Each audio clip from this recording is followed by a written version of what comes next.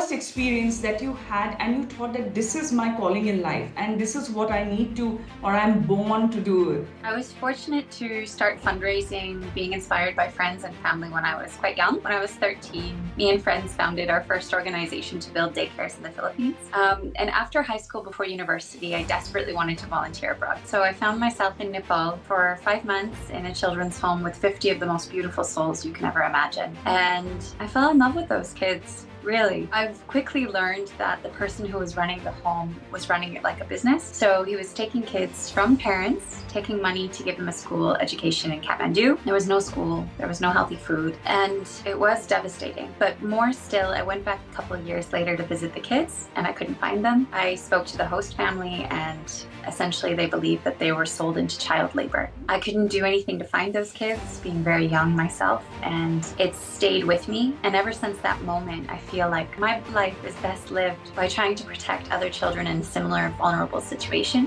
from being sold. Currently, 160 million children on our planet are working instead of being in school. And there's nothing more important than we can do today to make sure that kids are in school, have a brighter future, and future generations have the strength and resources to be prosperous. When I started working there, I was very young. I just had graduated my bachelor degree, and then I started as an intern, and then I got a position there moving forward. And I was so amazed by all the work the UN does, and internationally, the travels. And really, I think my biggest fulfillment in that job, I worked with my country and I really did 2-3 projects that impacted, my own, let's say, countrymen and women. So it was very beautiful to do that because it's like a 360 degree. Like you leave your country to go and do something better and, get better at yourself. And then you kind of close the loop by getting a job that actually makes your country better, which is what I wanted to do in the first place by leaving and advancing myself and, giving back to the community. So I would say that was my biggest fulfillment. However, in the UN, I felt like I have so many more things to explore. So I didn't want to continue the career, in the same place for so many years.